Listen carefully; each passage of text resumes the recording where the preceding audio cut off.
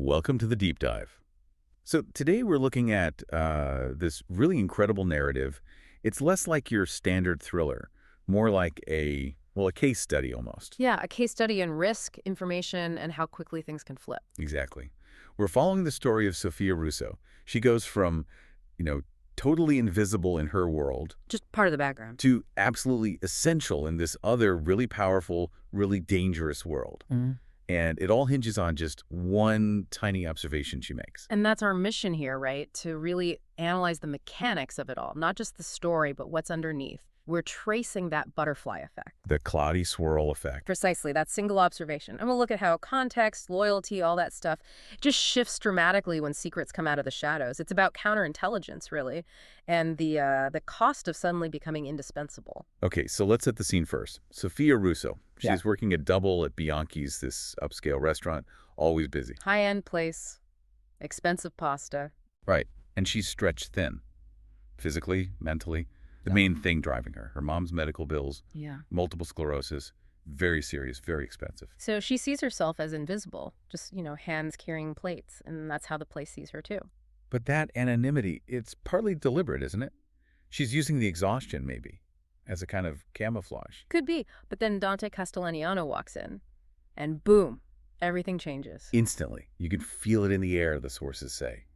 The hush, the way his guys move. That practiced synchronicity, it's like the space itself suddenly operates under his rules now. He's the center of gravity. And what's really interesting, even before the main event, her attempts to stay invisible, they hadn't actually worked. No, not at all. She'd been dodging him for months, apparently, swapping sections with Marco, Gabriella, whoever, trying to manage her own risk, But then it backfired, because he noticed. He absolutely noticed. He asks for her by name, which is, wow, the first sign that her invisibility cloak wasn't working. He knew she was avoiding him. That's unnerving.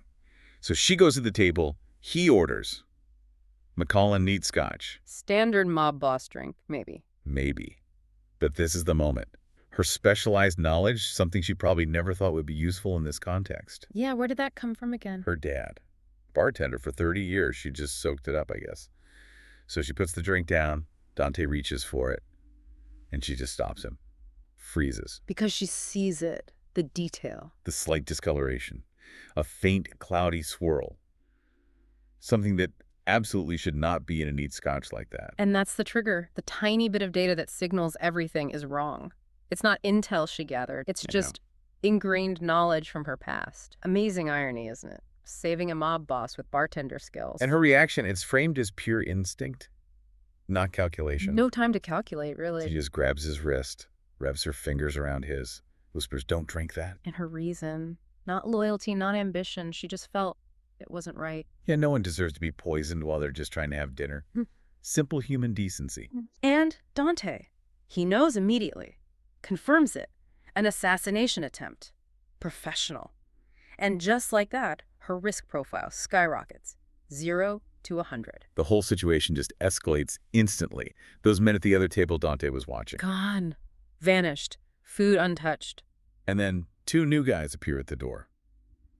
Dark suits, watching them leave. Standard procedure, almost. Covering the exit. Dante's first words aren't "thank you," they're "you saved my life, you're not safe here anymore." Pure strategy. Absolutely. This is where it shifts from drama to, well, security protocol in action, high-level stuff. No discussion, no packing bags. He just gets her out Right. into a black Escalade. And then you hear it, gunfire, as they're pulling away. Tires squealing, driver floors at Dante.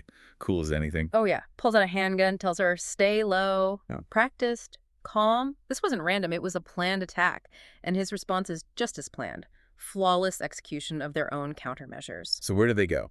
His place, which sounds less like a house and more like a fortress. Like something on a Mediterranean cliff, the sources say. Right. And it's this weird mix, isn't it? Comforting maybe, but totally controlling. She gets a suite, shelter, even his jacket. But she's completely cut off from her old life, instantly. He controls the environment now. And this is where he drops the bomb about how much he already knew. Yeah, this is chilling. He hasn't just noticed her avoidance, he has total recall. Recites her file. 26 years old, honors degree in literature, her mom's MS, her roommate Ellie Chen, the double shifts. Everything. It proves she was never invisible, Not really. It feels like a massive violation, doesn't it? Totally invasive. But look at it from his side. For him, it's just necessary intel, survival. He says he makes it his business to know everyone who works where he goes, especially anyone trying to, well, manage their own risk around him. So her trying to avoid him actually flagged her. Maybe. They're more interesting. Exactly. It made her an anomaly, something that needed closer observation, further data capture. She wasn't just staff. She was a data point, low priority maybe before. But now, she's the most critical data point he has. Key to finding the leak. Okay, let's shift focus then. The organization itself, finding the traitor. Why the assassination attempt in the first place? Right. The sources point to Dante trying to shift the family business, the Castellaniano empire, towards more legitimate operations. Which sounds good on paper, maybe? Well, yes and no. Going legit, think real estate, maybe finance often means less immediate cash, huge changes in how things are done, and that rattles the old guard. The ones who like the old ways. Yeah. The profitable, violent ways. Precisely. So this move towards legitimacy creates friction, serious internal resistance, the assassination plot. It's basically a hostile internal takeover attempt disguised as a hit. So how does he flush them out? He says at this dinner, sort of tribunal. And Sophia is there front and center as Exhibit A, the woman who prevented my assassination. Powerful move. And the prime suspect immediately seems to be his own half-brother, Lorenzo. Lorenzo tries to deflect right away, weakly I'd say. Blames some nervous dishwasher, Miguel. Claims he sold details for pocket money. Which sounds flimsy. Totally flimsy.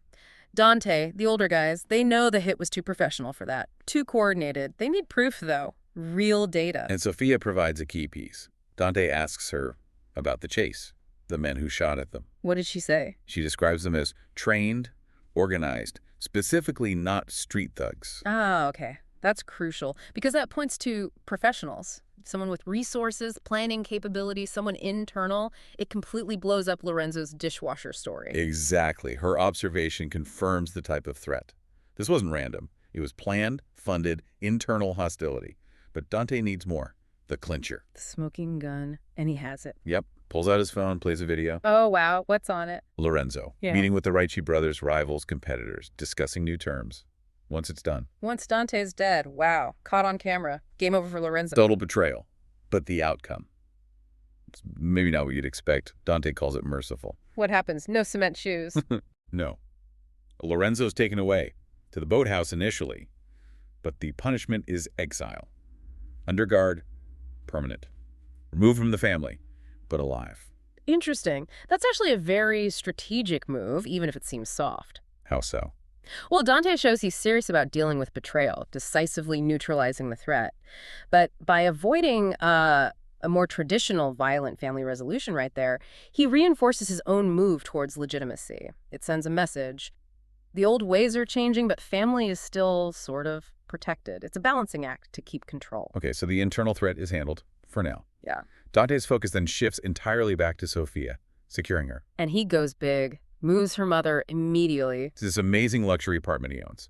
Fully accessible, top-tier medical gear, private nurse, all expenses covered. It looks like extreme gratitude, right? But it's also about control. Absolutely, it's both. It's not just a gift, it's an operational lockdown, as you put it earlier. Secure the mother, secure Sophia, tie her closer. But think about the cost to Sophia.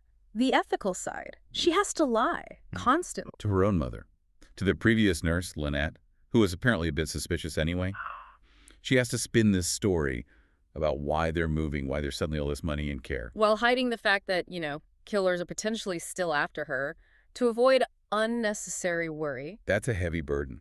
That constant selective truth-telling. Her life is safer, maybe materially better, but it's built on deceit now. She traded one kind of worry for another. And this whole situation, you could argue, is Dante testing her.